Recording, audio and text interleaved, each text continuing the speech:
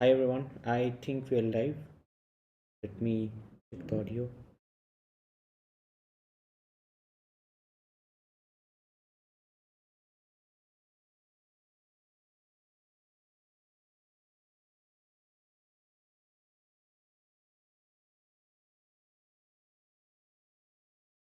Hi everyone. Yep, we are live. Hi, and today we'll be solving two problems again. Now, the first problem we'll solve today is count distinct elements in every window. So, without wasting a lot of time, let's actually get started with the problem statement. Just give me a second, I'll just quickly check if I'm being shown live. Yeah, I think I'm being shown live. Okay. We'll first solve the problem, count distinct elements in every window. Now the problem statement is you are given an array of integers and a number k.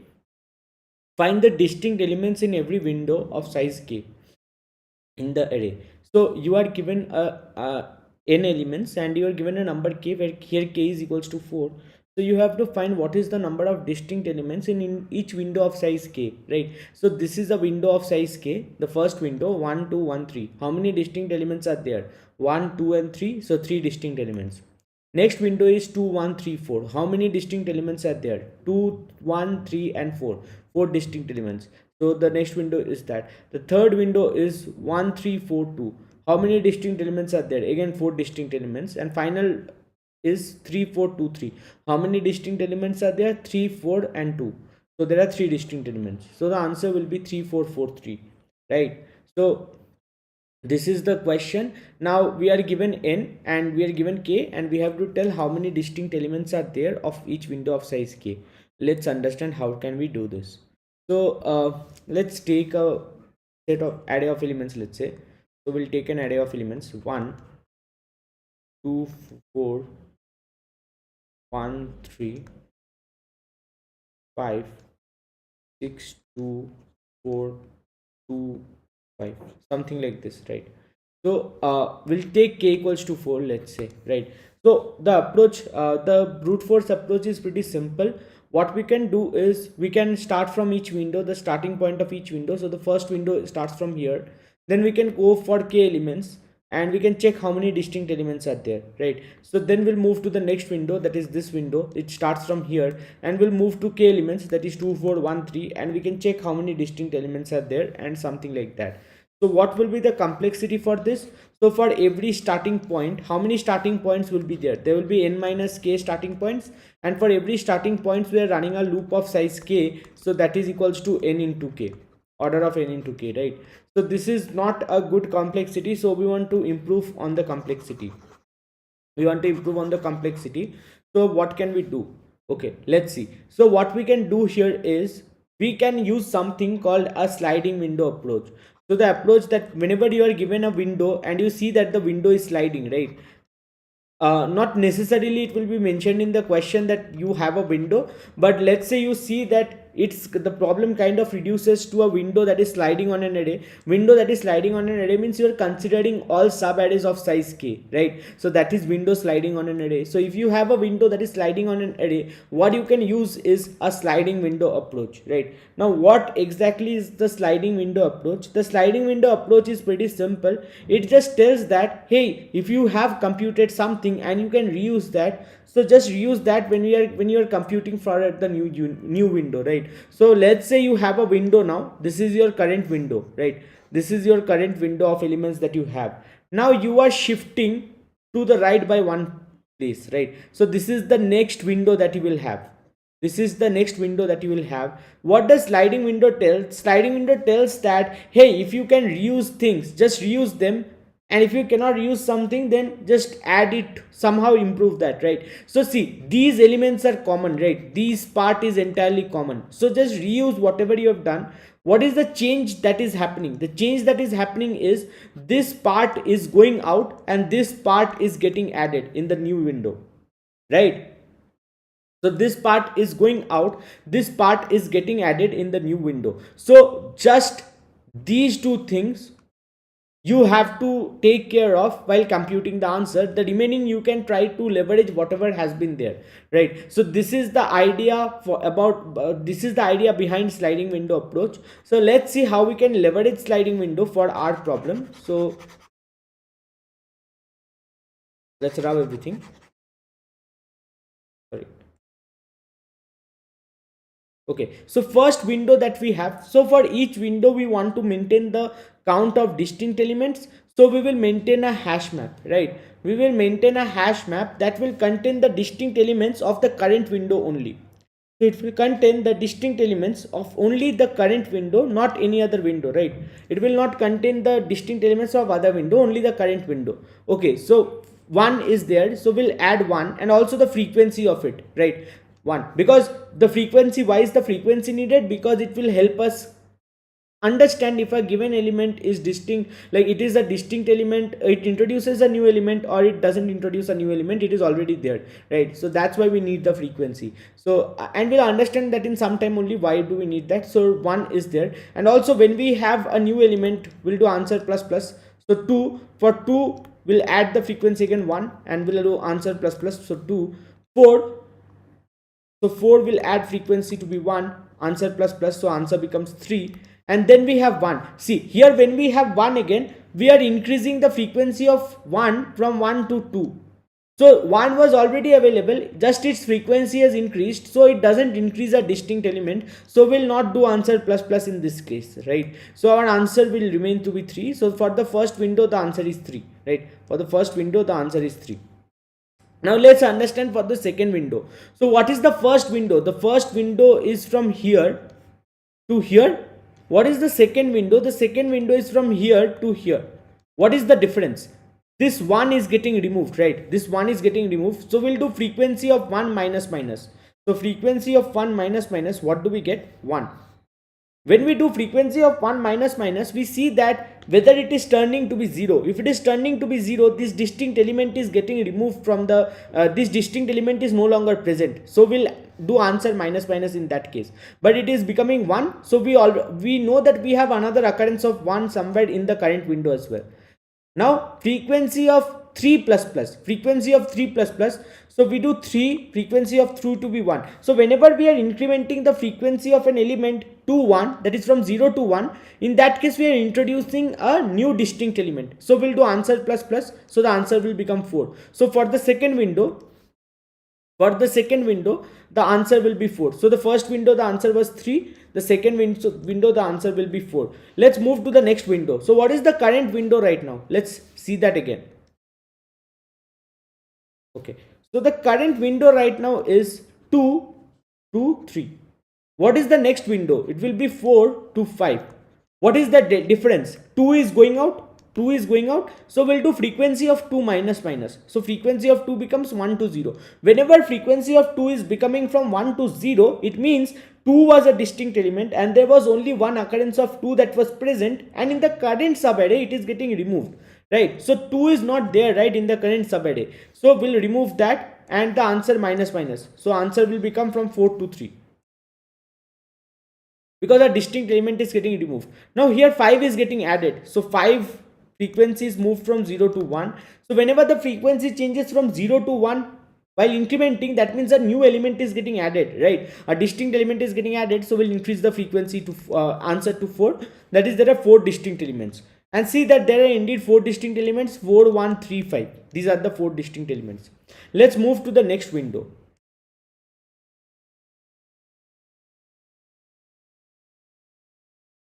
Next window will be 1. Previous window was 4.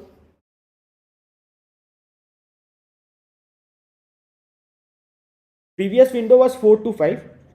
Next window will be 1 to 6. Okay, so what is the difference? 4 is going away. 4 is going away. So frequency of 4 minus minus. So it is becoming 0. That means frequency of 4 is moving from 1 to 0. That means 4 is going out of the current window. Okay, let's do one thing. Let's say there was another 4 here. Instead of 6, let's say there was a 4 here. What would have happened then? See, here we would still do minus minus. Why? Because what is the current window that we are considering? The current window is 1, 3, 5. 4 has not been added yet. We are yet to add the add 4 to our answer. So 1, 3, 5. In 1, 3, 5, 4 is not available. So right. So we'll do answer minus minus. So our distinct element is gone. So the answer minus minus answer will become 3. There are 3 distinct elements. Now the second difference is 4 is getting added, right? Now we will add 4. 4 is getting added, so we'll increment the frequency. The frequency of 4 moves from 0 to 1. So whenever the frequency moves from 0 to 1, a distinct element is added and we'll do answer plus plus. So answer becomes 4, and see there are 4 distinct elements, 1, 3, 5, 4, right? So the answer is 4. So this is how we can solve the problem, and this approach is called sliding window. Now what is the complexity for this? We are running a loop of order of n, and for every window, this is for fixing a window. For every window we are just making 2 updates, right? 2 updates into our hash map. So we are using a hash map here, so the complexity for updates is order of 1, as well as access time is order of 1. So the total complexity remains order of n, and this is called the sliding window approach, right? So let's try to write the code for this. So unordered map int frequency, right? So we'll maintain the frequency, we'll maintain the answer as well, and vector int distinct. So answer equals to 0 initially. So first we'll travel through the first window. For int I equals to 0, I less than k, I plus plus, I plus plus, and we'll add frequency of a of I plus plus. So if frequency of a of I is equals to 1, answer plus plus, and this answer plus plus. So we are done with the first window. So distinct dot pushback for the first window. Let's push our answer, pushback answer. Now let's go for a sliding window approach. So the first window, the range of the first window is 0 to k minus 1. So the second window, what is the ending point? K. So we'll mark the ending point of the next windows. I equals to k, I less than n, I plus plus. So which one is going away? So when I equals to k, the range is 1 to k, right? So 0 is going away. So basically I minus k is going away. So frequency of I minus k minus minus. Now if frequency of a of I minus k is equals to 0, in that case answer minus minus. Frequency of a of I plus plus. So if frequency of a of I is equals to 1, a distinct element is added, answer plus plus, and finally distinct dot pushback answer, and finally we'll return answer. So this is the code. Let's try to run this.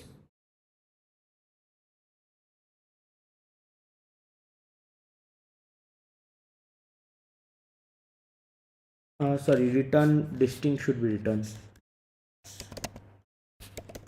So let's try to run this now. G443 is expected. Let's submit this.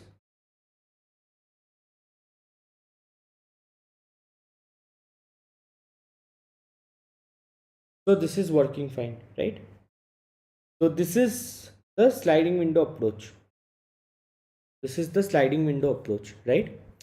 Okay, let's go to the next element, next question. Let's erase these. Okay, let's go to the next question. Now this question is a good question. So we are given an array A of n positive integers.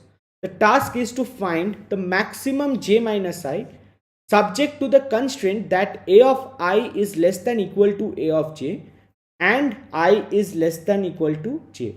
So we have to find the maximum j minus I such that I is less than equal to j and a of I is less than equal to a of j. So we have to find the maximum j minus I. So for example, two elements are there, 1, 10. So see, we can choose I as 1 and j as 10, because a of 1, a of 0 is less than equal to a of 1, that is 10, and also 0 is less than equal to 1. So we can choose that, and j minus I will be 1, and that is the only possibility.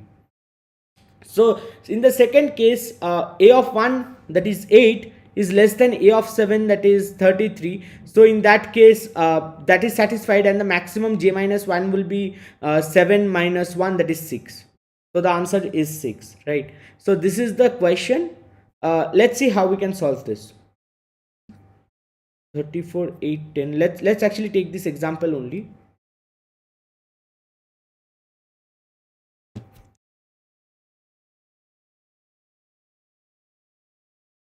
34, 8, 10. What were the other numbers? 34, 8, 10, 3, 2, 80, 8, 10, 3, 2, 80,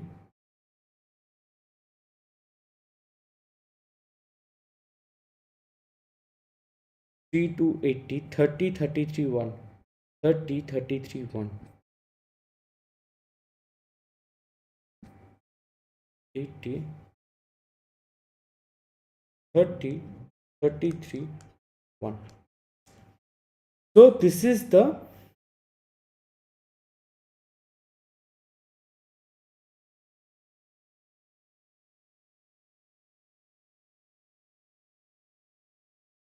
okay. So this is the array, how the array looks like, right? So what we have to do, so the indices are 0, 1, 2, 3, 4, 5, 6, 7, 8. What we have to find is maximum j minus I, with subject to the constraint that I is less than equal to j and a of I is less than equal to a of j. These are the two constraints that are in place, right? These are the two constraints that are in place. Okay, so maximum j minus I with these things, right? Okay, so what can we do about this? So the brute force approach will be, we'll fix a I, right? We'll go from left to right, we'll fix a I. For a given I, we have to find what is the maximum. See, we have to maximize j minus I, right? So let's say we have fixed some y. So how do we maximize j minus I? The j minus I means the largest distance. The distance between I and j should be the largest. So we have to select the rightmost possible value of j such that a of I is less than equal to a of j. The rightmost possible element, right? So what we can do about this? We want the rightmost element. So that's why we can start our, for a given I, let's say I is 8. So we can start from the rightmost position and we can check if a of I less than equal to a of j is satisfied. So for the 1, it is not satisfied. We'll move to 33. Is it satisfied? Yes, it is satisfied. So 8, 33, this is the largest distance, and the answer will be 7 minus 1, that is 6. So this is the brute force way. Now we are running two loops. So the complexity will be order of n square, which is not good, right? The complexity will be order of n square. Now one thing that we can do, one improvement that we can do, just think about this, what exactly are we finding? For a given I, we want the maximum j. We want the maximum j on the right hand side. We want the maximum j on the right hand side such that a of I is less than equal to a of j. This is the condition that has to be satisfied. We want the maximum j on the right hand side. Now this is what we want, right? Let's say we are doing something like this, that we are storing the maximum, we are storing max of I. What is max of I? Max of I is the maximum value in the range a of I to a of n minus 1. Maximum value in the range a of I to a of n minus 1. So that is the suffix maximum, right? We are storing the suffix maximum, let's say. So how would the max array look for this? The max array would look for this something similar to this, that for 1 it will be 1, then 33. Then what is the at 6, what is the max of 6? Max of 6 means what is the maximum value in the range 6 to the last element, that is 6, 7, 8. Maximum value is 33, so it will remain 33. After it comes 80, 80 will become the maximum, then 80 will remain as the maximum. 80, 80, 80, 80, 80. Okay, note one thing here, the array is decreasing or increasing from right to left. Array is decreasing from left to right or increasing from right to left. What do we want? We always want the rightmost j such that a of j is less than equal to a of I. So for a given I, we want the maximum separated j. So what we can do, and we see that this is increasing, right? So we can binary search on this. What is the first j? From the right hand side, what is the first j? First occurrence of j such that a of j is greater than equal to a of I. So we can binary search and find this 33 and return the answer. So in this case, the complexity has reduced from order of n squared to n log n. The complexity reduces from n squared to n log n. Why? Because we are binary searching. For every I, we are doing a binary search. So how many i's can be there? N. And for every binary search, we are taking a log n complexity. So n log n is the complexity total. So this is what we can do, but we can still further optimize this. So I'm not discussing this in detail. You can treat this as your homework, that how would you write a binary search solution for this. I have explained to you the logic, but it's you have to try writing the binary search logic yourself. Right? How can you do binary search here? So that's the second part. Now coming to the third part. So the condition is this thing that is given to us. Okay. Let's say instead of fixing a I. Okay. Now understand it like this, that we want for a given index, we want the maximum element from the right side, whatever is the maximum towards the right, then which is greater than a of I, the largest value which is greater than a of I. Similarly for I, we want to have a smaller value than this part on the left hand side, right? So what is important? Let's say we have two elements, right? A of I and a of j, and this a of I and a of j satisfies the property and is our answer. So, or let's say it's not the answer, but let's say we have 2 points I and j such that a of I and a of j is there. Now let's say there is some k here on the left hand side of j, on left hand side of I, such that a of k is less than a of I. A of k is less than a of I. So isn't it always better to choose this k over this I? Because a of I is greater, we want a lesser element. The lesser element that we get on the left, the better it is, because we can get a better element on the right hand side. So a of k is less than a of I. In that case, a of k is always better than a of I. So that's one thing.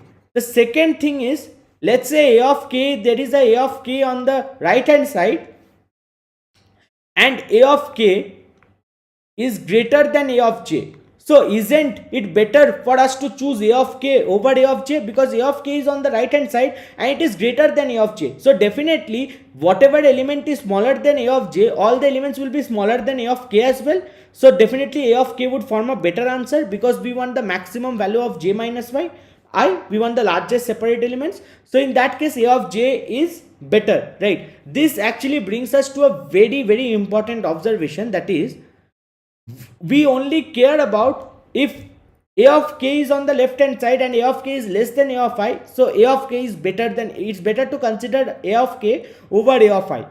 Similarly, if a of k is on the right hand side of a of j and a of k is greater than a of j, it's better for us to consider using a of k rather than using a of j. So that brings us to the question that or to the theorem that we will maintain two things, the left mean and the right max. We'll maintain two things, the left mean and the right max. Left mean, what is the definition of left mean? Left mean of I will be the minimum from 0 to I. What is the minimum array value from 0 to I, or the prefix minimum? Left mean is the prefix minimum. What is right max? Right max is the suffix maximum, that is the maximum from I to the last element. What is the maximum value from I to the last element? So for this array, the left mean would look like this: 34 for 0, then the minimum would become 8, For 10 it will remain 8, then it will become 3, for 2 it will become 2, then 80 will become 2, 2, 33 2 and 1. 2 2 2 2 2 2 2 2 1. So this is the left minimum. So again the formula for left mean will be left mean of I equals to the minimum of whatever left mean of I we have found till now, I minus 1 or A of I, whichever is minimum. So that is the formula for left mean. Right max, let's compute right max. So 1, initially 1, 33 after that, so 33 is better, so 33, 30, 33 is still better, so 33, and then we have 80, so 80 becomes better, so 80, after that 80, after that again 80, after that 80, 80 and 80. So this is how the right max looks like, right? So we have left mean and we have right max. Again the formula for right max will be, it's pretty simple as well. Right max of I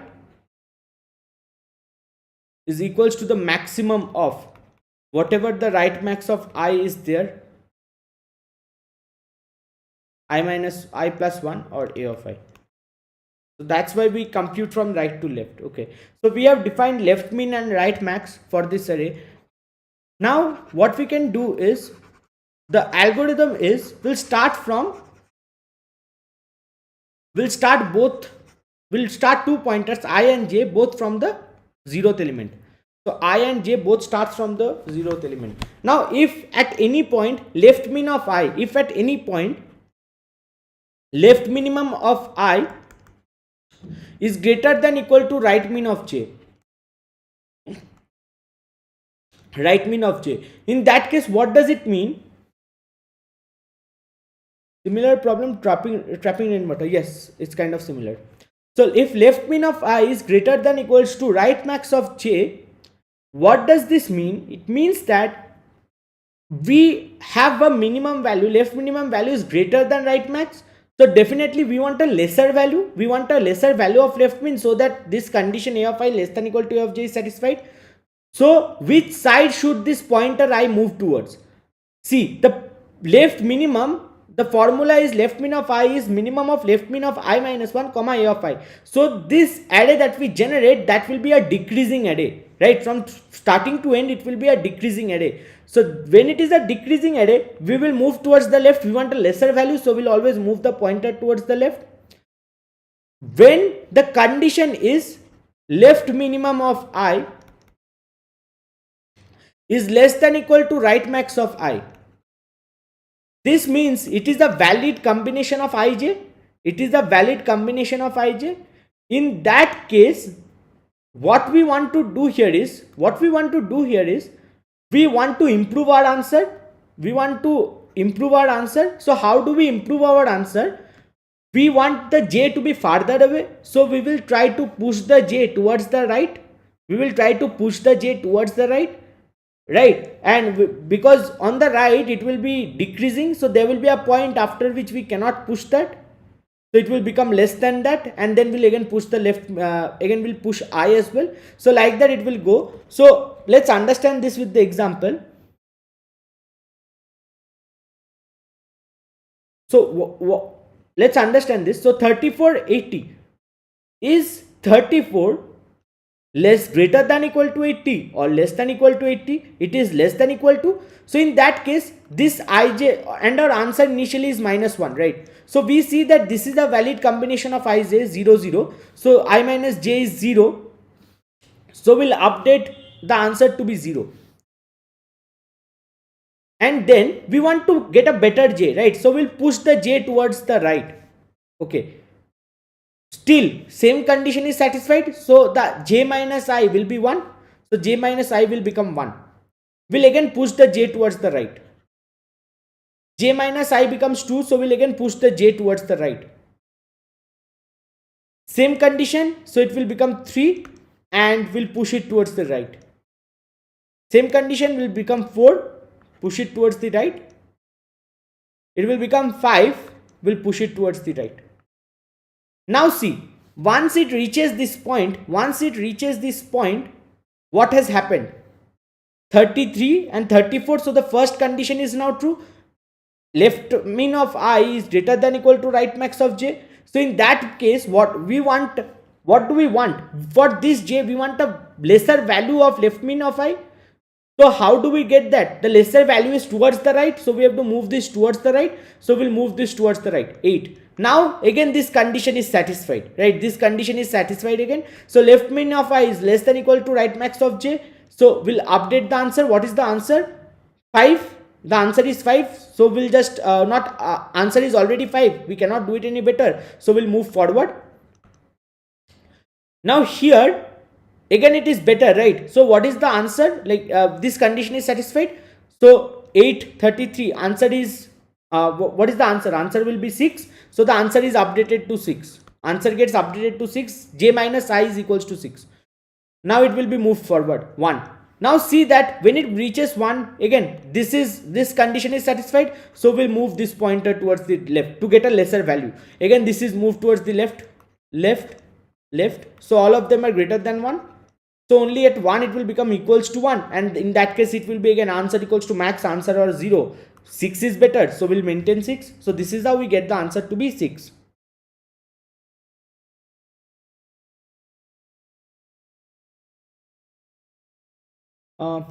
Thanks Dhananjay, thanks. That's really great. So thanks a lot for that. And what next? We'll see. Like I'll try to bring something. I'm not sure what. I'll have to think about that. I'll have to plan with the team about what should be the next steps around this. If there's something else that I can do. But definitely I'll try to bring something new and interesting for all of us, right? So yes, so this is the logic. So again, like we'll maintain the left minimum, we'll maintain the right maximum, we'll have 2 pointers, both start from 0. Now if left minimum of I is greater than equal to right maximum of j, that means we want a lesser value of left min of I, right? Because a of I has to be less than equal to a of j. So for that, where do we get the lesser value? Towards the right. So we'll push this towards the right. When left minimum of I is less than equal to right maximum of j, in that case we want to, this ij combination is definitely a valid answer, but we want something better, right? Also, why this ij is a valid answer? Let's understand this. Left minimum of I means what is the minimum element from the left to I? From 0 to I, what is the minimum element? Right maximum of j, it means that from j to n minus 1, what is the maximum element? So we are telling left minimum of I is less than equal to right maximum of j. That means there is an element somewhere here, a of k1, and here there is some element a of k2 such that a of k1 is less than equal to a of k2. So definitely it's a valid answer. Right? So that's why we tell that this is a valid answer, and we try to improve that answer. We try to improve on that answer so that we reach exactly k2 and k1. So that's the end goal, right? So this is how we can solve this problem. And the complexity analysis, the complexity for this will be order of n, right? Because we just have 2 pointers that are moving, so it will be order of n. It will be a 2-pointer approach. So okay, not here, sorry. Yes, let's try to write the code for this. Okay, int n, int a, int n, and after that what we'll have, we want the left min and the right max. So left min of size n and int right max of size n. So left min of 0 equals to a of 0 for int I equals to 1, I less than n, I plus plus, left min of I equals to minimum of what? Left min of I, comma a of I. So what is left min of I? It will be the minimum from 0 to a of I. So this is the this is how we can get the minimum. So left min of, sorry, I minus 1. Left min of I minus 1. So left min of I minus 1 will contain the minimum from 0 to a of I minus 1, and with that we'll compute the minimum with a of I as well, and then we'll get the left min of I. Similarly, right max of n minus 1 equals to a of n minus 1 for I equals to n minus 2, I greater than equal to 0, right max of I equals to max of right max of I comma right max of I plus 1 comma a of I. So that's how we compute the right max. And finally we'll start with the 2-pointer I equals to 0, j equals to 0, and answer equals to minus 1. So while I less than n and j less than n, while I less than n and j less than n, if left min of I greater than equal to greater than right max of I, in that case I plus plus, is answer equals to max answer j minus I and j plus plus, and finally we'll return answer. So this is the code for this. Let's try to run this. So this is working. We can test against this custom input. We can test against this as well. 34 8. Okay, first line will contain 9. Sorry, 9 elements are there. 34 8 10 3 2 80 30 33. 80 30 33. After that, what was there? 80 30 33 1. So 1. So let's run this. The answer should be 6 here. So let's see if we are getting 6.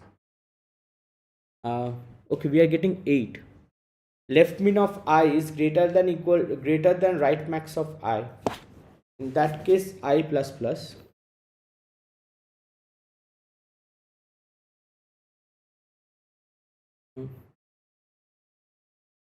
I plus plus, it's greater than right max of I plus plus.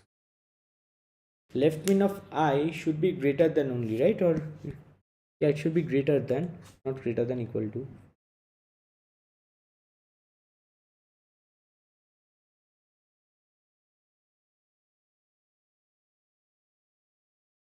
Okay, this is not correct anyways. Okay, left min of I, have we calculated left min properly? Left min of 0 equals to a of 0, I equals to 1, I less than n, I plus. Left min of I is minimum of left min of I minus 1 comma a of I. Right max of n minus 1 equals to a of n minus 1, I equals to n minus 2, I greater than equal to 0, I minus minus, right max of I is max of right max of I, right max of I plus 1, a of I. Okay, so right max of I plus 1 comma a of I. So I equals to 0, j equals to 0, answer equals to minus 1. While I less than n and j less than n, yes. So left min, or if left min of I is greater than right max of I, oh sorry, right max of j, it should be j, right? Right max of j, I plus plus, else j minus 1. Okay, now this makes sense. Sorry about that. So let's try to run this now. Yep, it's coming right. So let's try to submit. Okay, so this is also working. All right, so we have solved both the problems. This was a good problem actually, and I would strongly recommend you like just try it yourself as well once after this, like after the class, just try it yourself and just understand how this is exactly working. I've already tried to explain, but again, like to understand this in the best possible way, you have to like draw yourself and understand, like I make the iterations and understand why is this exactly working, right? So this is the logic, and for your homework I would ask you to solve these problems. So maximum of all subarrays of size k. So given an array ARR of size n and integer k, find the maximum of each and every continuous subarray of size k. What is the maximum of every subarray of size k? Now this is a very standard interview question, which is sliding window maximum. So solve this.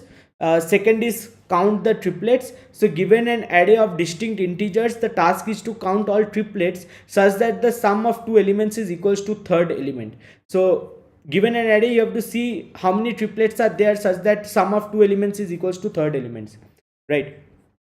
And finally, largest subarray of zeros and ones. So given an array of zeros and one, find the largest subarray that has equal number of zeros and ones. This is also a pretty easy question, and we have solved a similar question much before. Like, one hint I can give you is, think about zeros to be 0 plus 1 and ones to be minus 1. So equal number of zeros and ones means how many subarrays are there with sum equals to 0, right? So you can think about it in that form as well.